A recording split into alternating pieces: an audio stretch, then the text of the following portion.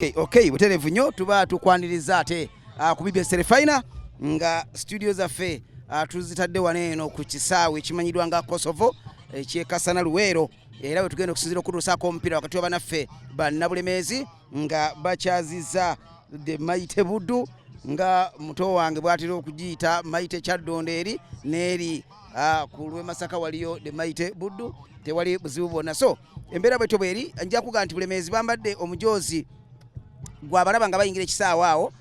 omu ayinza ogamba nti tegutegerekeka oyinza okuyita ogwa kyenvu naye nga si kyenvu, oyinza okuyita ogwa golodi naye nga embeera bwetyo bwekola ki bweri, naye nga bola bbulu yenna okuva wansi paka waggulu be bannaffe ne basemba otwala ekikopo yaliwo mpolampola ate omusajja mukulu amanyidwa nga Cheng Panjak omusajja oyo oba bamugye Sudaani wali naye waali Agok Santos Obed Gui Ronald nga kwotadde Umar Juma bin Muhammad n'agenda wano agenda akola ebya Christian amukubya mupiira mu katimba,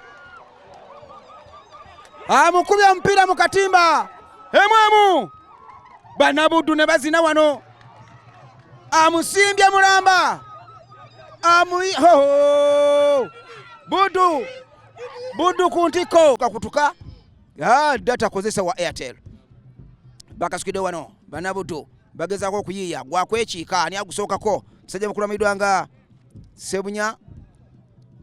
Buddu neddamu nefuna omupiira muwogo wano akubye shot naye nga si nnungi nnyo negenda bugezi wa golokipa agusudde Masembe